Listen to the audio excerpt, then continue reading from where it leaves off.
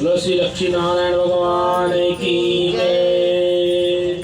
श्रीमन नारायण नारायण नारायण श्रीमन नारायण नारायण नारायण श्रीमन नारायण नारायण नारायण श्रीमन नारायण नारायण नारायण।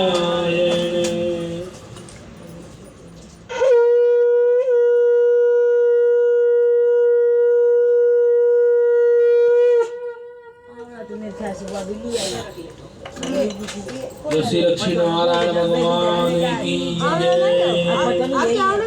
कार्तिक महात्म की जय। कार्तिक महात्म का 30वां अध्याय।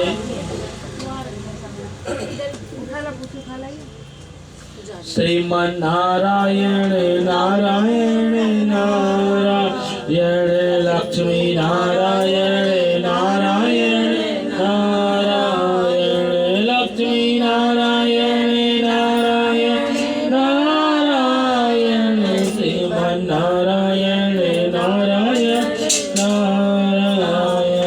श्री लक्ष्मी नारायण भगवान की जय। 30वां अध्याय। भगवान श्री कृष्ण चंद्र जी महाराज ने कहा, हे प्रिय नारद जी के वचन सुन करके महाराज पृथुक बड़े विनम्र हुए और अंत में उन्होंने नारद जी का पूजन करके उनको विदा किया। इसके कारण माघ, कार्तिक और एकादशी यह तीनों व्रत मुझसे अत्यंत प्रिय हैं। वनस्पतियों में तुलसी, महीनों में कार्तिक, तिथियों में एकादशी, क्षेत्रों में श्री द्वारिका जी मुझे बहुत ही प्रिय हैं।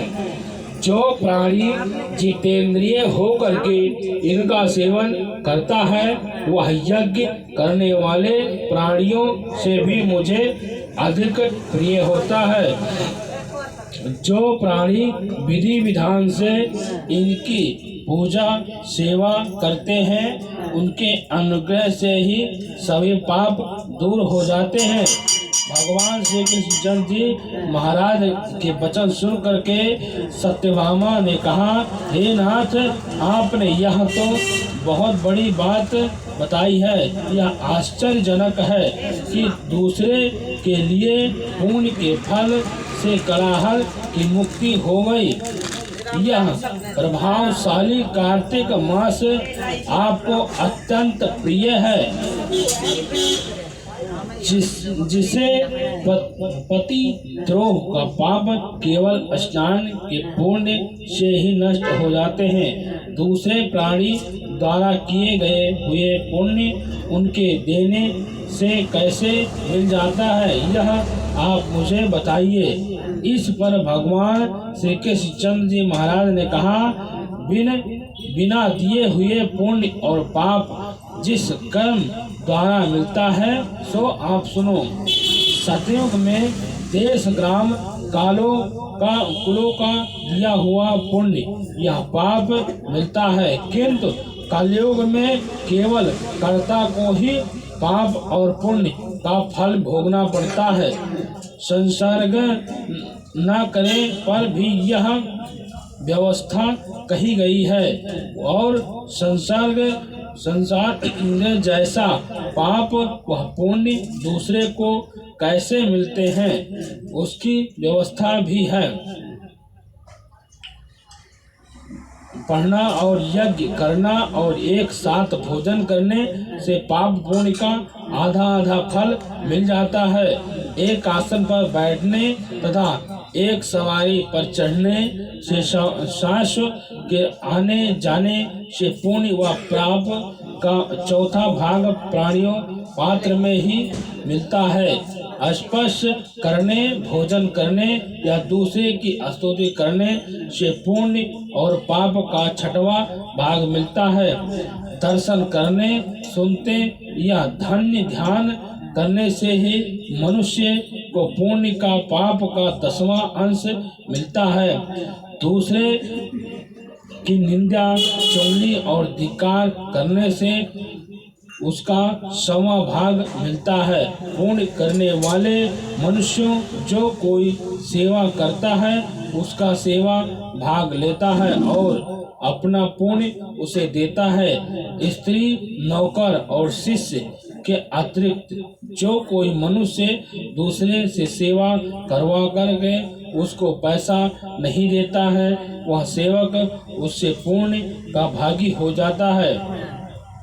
पंक्ति में बैठे हुए भोजन करने वाले को पत्तल जो व्यक्ति लांघता है वह उसको जिसकी भी पत्ती लांघते हैं वह अपने पुण्य का 6वां भाग देता है। स्नान तथा ध्यान आदि करते ही मनुष्य से जो व्यक्ति बातचीत करता है उसे भी स्पर्श करता है, उसको यह अपने पुण्य का 6वां भाग दे देता है। जो मनुष्य धर्म के कार्य के लिए दूसरों के लिए धन मांगता है वह पुण्य का भागी बन जाता है।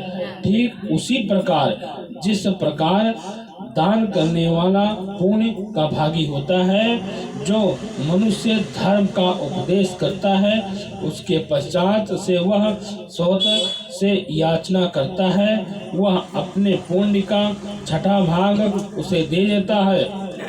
जो मनुष्य दूसरों का धन चुरा करके उसे धर्म के कार्य में वह चोरी के पाप का फल भी उसे भोगना पड़ता है और शीघ्र ही निधन हो जाता है और वह जितना धन चुराता है वह पुण्य का भागी हो जाता है। बिना श्रण के उतार देने से मनुष्य मर जाते हैं और उनको शरण देने वाले सज्जन पुण्य के भागी होते हैं। शिक्षा देने वाला, सलाह देने वाला, सामग्री को जुटाने वाला तथा प्रेरणा देने वाला यह सब पाप और पुण्य के 6वें भाग को प्राप्त करते हैं। राजा और प्रजा के पाप पुण्य के क्षण अंश का भागी होता है। गुरु और शिष्यों, पति और पत्नी का पिता पुत्र, स्त्री पति के लिए हुए पुण्य का 6वां भाग पाती है।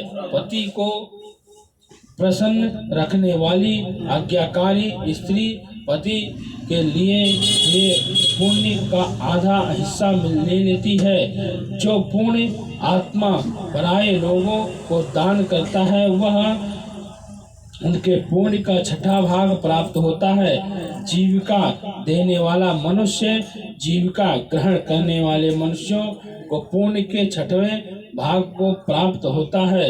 इस प्रकार दूसरों के किए हुए पुण्य अथवा पाप बिना देने के भी दूसरे को मिल जाते हैं, किंतु यह नियम जो कि मैंने बताया है ये सिर्फ कलयुग में ही लागू नहीं होते। कलयुग तो एक मात्र कर्ता को ही अपने पाप का पुण्य भोगने पड़ते हैं। इस संबंध में एक बड़ी पुरानी ऐतिहासिक जो पवित्र भी है वह बुद्धि का देने वाला भी कहलाता है। ध्यान पूर्वक सुने। श्री कृष्ण भगवान की जय। श्रीमन नारायण नारायण नारायण, श्रीमन नारायण नारायण नारायण, लक्ष्मी नारायण नारायण नारायण, श्रीमन नारायण नारायण नारायण, लक्ष्मी नारायण नारायण नारायण। ओ श्री लक्ष्मी नारायण भगवान की जय। अब कहेंगे एकादशी।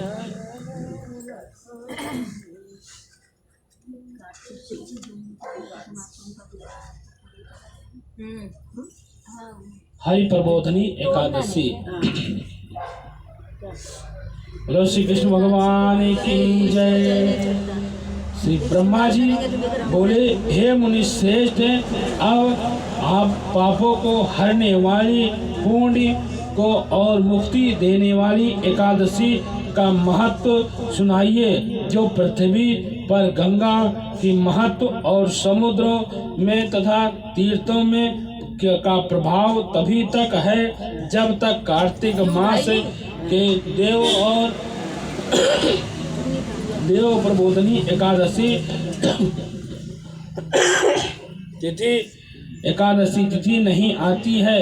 मनुष्य जो फल 1000 अश्वमेध और 100 राजसूय यज्ञ से मिलता है, वही देव प्रबोधनी एकादशी के व्रत से करने से मिलता है। तब श्री नारद जी ने पूछा कि हे पिता, एक समय भोजन करने, रात्रि को भोजन करने तथा सारे दिन उपवास करने से क्या फल मिलता है? सो आप विस्तार पूर्वक मुझसे कहिए, मुझे समझा करके।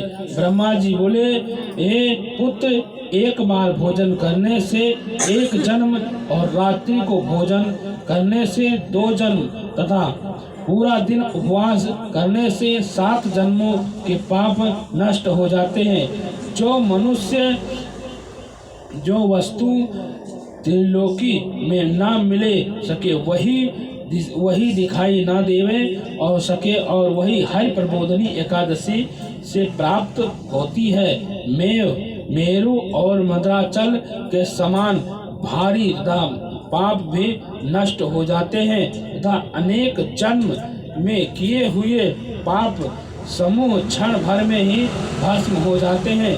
जैसे रुई के बड़े बड़े भारी ढेर को ही अग्नि क्षण भर में ही छोटी से चिंगारी से ही भस्म कर देती है, वैसे ही विधि पूर्वक थोड़ा सा पुण्य कर्म अन्यथा अनंत फल देता है।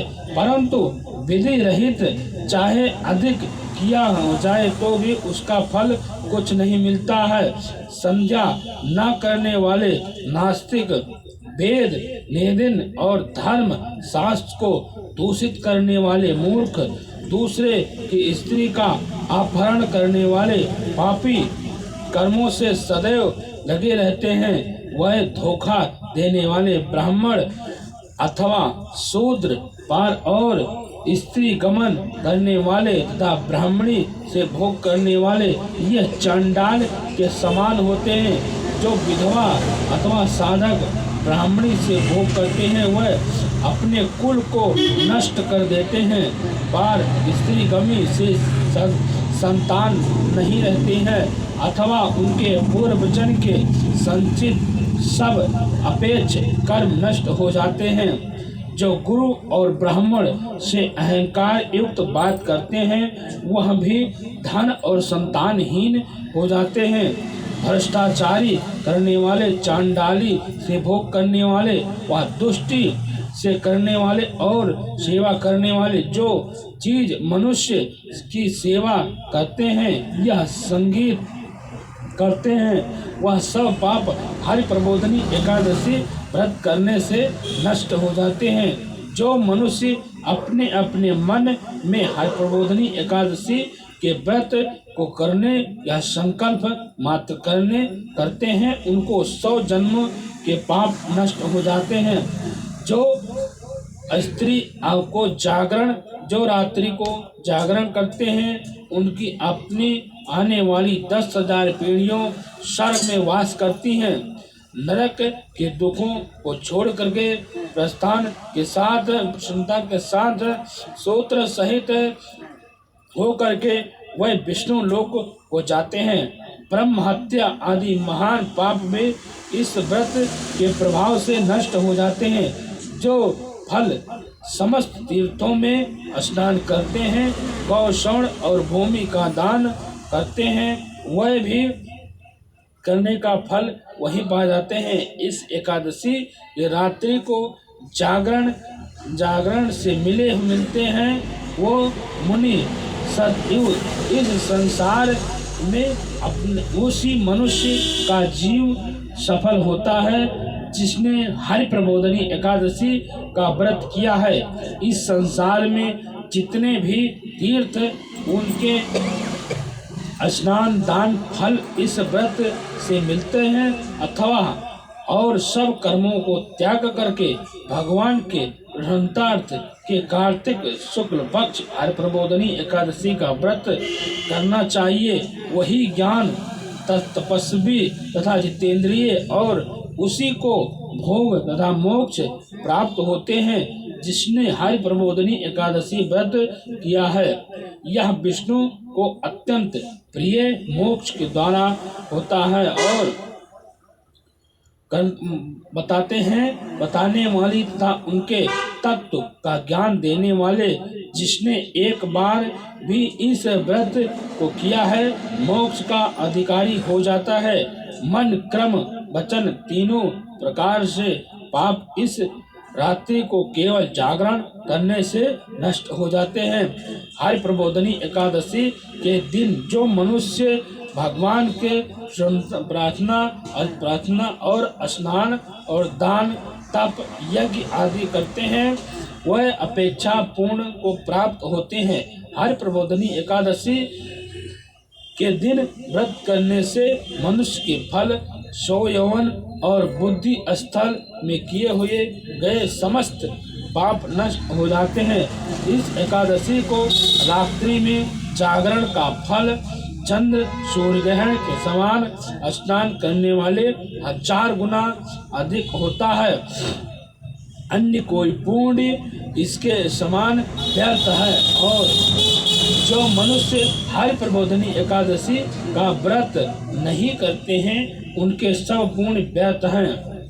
अतः श्री नारद जी उनको भी विधि पूर्वक यातना के साथ इस व्रत को कहा है करना चाहिए। जो कार्तिक मास में धर्म परायण होकर के अन्न नहीं खाते हैं उन्हें चंद्रग्रहण व्रत का फल प्राप्त होता है। कार्तिक मास में भगवान का दान आदि से इतने प्रसन्न नहीं होते हैं जितने प्रसन्न वो शास्त्रों को कथाओं से सुनते हैं और सुनाते हैं।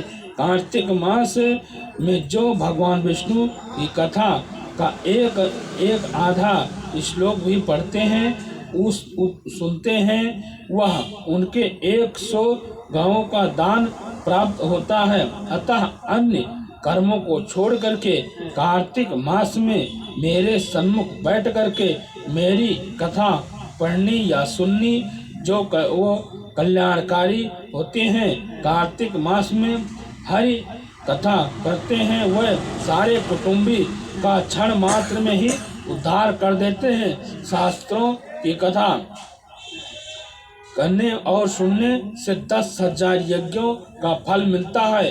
एक साथ ही उनके ये सब पाप भस्म हो जाते हैं। जो नियम पूर्वक हरि कथा सुनते हैं वह 1000 गोदान का फल पाते हैं। विष्णु के जागने के दान देने भगवान की कथा सुनते और संतों दीपों और सप में पृथ्वी के दान करने व फल पाते हैं। जो मनुष्य भगवान की कथा का सुन करके वाचक को अपनी अथा अनुसार दक्षिणा देते हैं उनको संतान लोक मिलता है। ब्रह्मा जी यह बात कह रहे हैं और सुना रहे हैं। श्री नारद जी उन्हीं ने कहा कि हे भगवान एकादशी के व्रत की क्या विधि और कैसे व्रत करना चाहिए वह क्या फल मिलता है वह सब भी मुझसे विस्तार पूर्वक समझा करके कहिए। तब श्री नारद मुनि की बात सुन करके ब्रह्मा जी कहने लगे कि ब्रह्म मुहूर्त में जब 2 घड़ी रात्रि रह जाए तब उस उठ करके शौच आदि नियम व्रत बेलते होकर के तदंतर ध्यान और आदि करे। इसके बाद नदी तालाब कुआं बावड़ी यह घर में ही जैसा संभव हो सके वैसा स्नान करें। फिर भगवान की पूजा करके कथा सुने और व्रत नियम ग्रहण करना चाहिए। उस समय भगवान के विनय करने और भगवान आज मैं निराहार रह करके व्रत करूंगा अब मेरी रक्षा कीजिए। दूसरे दिन द्वादशी को भोजन करना तथा पश्चात भक्ति भाव से व्रत करे तथा रात्रि को भगवान के आगे नित्य नियत आदि करना चाहिए। प्रबोधनी एकादशी को कृपा गण को त्याग करके और बहुत से पूर्ण फल अगर और अगर धूपबत्ती भगवान को अर्घ्य देवें और इसका समस्त तीर्थों करोड़ों गुना फल मिलता है। जो मनुष्य अगस्त्य के पुष्पों से भगवान का पूजन करते हैं उनके आगे इंद्र भी हाथ जोड़ करके तपस्या करने लगते हैं, उनको संतुष्टि होती है, पर हरि भगवान को नहीं होती है। पर अत्यंत वह अगस्त्य के पुष्पों से भगवान को अलंकृत करने से कहते हैं। जो कार्तिक मास में बेलपत्र के भगवान की पूजा करते हैं वह मुक्ति को प्राप्त हो जाते हैं। कार्तिक मास में जो तुलसी से भगवान की पूजा करते हैं उनके 10,000 जन्म पाप नष्ट हो जाते हैं। तुलसी दर्शन करने, स्पर्श करने तथा कथा कहने, नमस्कार करने, स्तुति करने, तुलसी रोपण, जल से सींचने, वह प्रतिदिन पूजा सेवा आदि करने से 1000 गुना करोड़ों युग पर्यंत विष्णु लोक में निवास करते हैं। जो मनुष्य जो तुलसी के पेड़ लगाते हैं उनके कुटुंबी में उनको उत्पन्न होते हैं, प्रलय काल तक विष्णु लोक में निवास करते हैं। हे मुनि, रोपण और हुई तुलसी जितनी जड़ों तक विस्तार होती है उतने ही 1000 युग पर्यंत तुलसी रोपण करने वाले सकृति का विस्तार होता है। जिन मनुष्य की रोपण हुई तुलसी जितनी शाखाएं, प्रशाखाएं, बीज और फल पृथ्वी में बढ़ते हैं उनके उतने ही कुल जो बीत गए हैं तथा ये हो गए 2000 कल्प तथा विष्णु लोक में निवास करते हैं। जो कदम्ब के पुष्पों से हरि का पूजन करते हैं वह भी कभी यमराज को नहीं देखते हैं। जो गुलाब के पुष्पों से भगवान की पूजा करते हैं उन्हें मुक्ति मिल जाती है। जो वाकुल और अशोक के पुष्पों से भगवान का पूजन करते हैं वह सूर्य चंद्रमा से रहने वाले तथा किसी प्रकार का शोक नहीं पाते हैं। जो मनुष्य सफेद या लाल कनेर के पुष्पों का भगवान का पूजन करते हैं उन पर भगवान अत्यंत प्रसन्न रहते हैं। और जो भगवान का आम की मंजरी का चाहते हैं वह करोड़ों गुना गौओं को दान का फल पाते हैं। जो दूर्वा और दूर्वा के अंकुर से भगवान की पूजा करते हैं वह 100 गुना पूजा का फल पाते हैं। जो शमी के पात्र से भगवान की पूजा करते हैं वह अनेक और महाघोर यमराज के मार्ग का भय उन्हें नहीं रहता है। जो भगवान का चंपा के पुष्पों की पूजा करते हैं वह मनुष्य फिर संसार में नहीं आते। जो मनुष्य केतकी का भगवान पुष्प की पूजा करते हैं उनको करोड़ों जन्म का पाप नष्ट हो जाता है। जो पीले रक्त वर्ण के कमल की पुष्पों से भगवान की पूजा करते हैं उनके समेत दीप देते हैं वह स्थान मिलते हैं। इस प्रकार रात्रि को भगवान का पूजन प्रातः काल होते हैं, उठ करके नदी पर जाकर के वहाँ स्नान जप प्रातः काल करें और कर्म करें। घर पर आकर के विधि पूर्वक भगवान का केशव से पूजा करें और व्रत समाप्त करें। विधि ब्राह्मणों को भोजन करवाएं और दक्षिणा दे करके क्षमा याचना करें। इसके बाद वह पश्चात भोजन करें। गौदान दक्षिणा दान दे करके गुरु पूजन करें। ब्राह्मणों को दक्षिणा दे करके जो चीज व्रत के आरंभ में छोड़ा हो निश्चित वह आप ब्राह्मण को दे देवें। और राजन, रात्रि में भोजन करके वह करने वाला मनुष्य ब्राह्मणों को भोजन करवाए और स्वर्ण आदि सहित बैल का दान करे। जो मनुष्य मांसाहारी नहीं है वो गौ का दान, आंवले का दान, स्नान करे। वह मनुष्य को दही और शहद का दान करना चाहिए। जो मनुष्य फलों को त्यागते हैं वह फल का और तेल जो छोड़ते हैं वह घृत छोड़ते हैं, वह दूध अन्न छोड़ते हैं, वह चावल दान करना चाहिए। जो भूमि या पश्चात पर सोते हैं और व्रत करते हैं उनको संयम का दान करना चाहिए।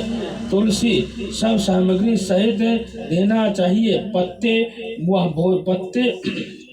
का भोजन करने वाले स्वर्ण का पात्र घृत सहित देना चाहिए। मौन व्रत धारण करने वाले ब्राह्मण को और ब्राह्मणी को घृत तथा मिठाई का भोजन कराना चाहिए।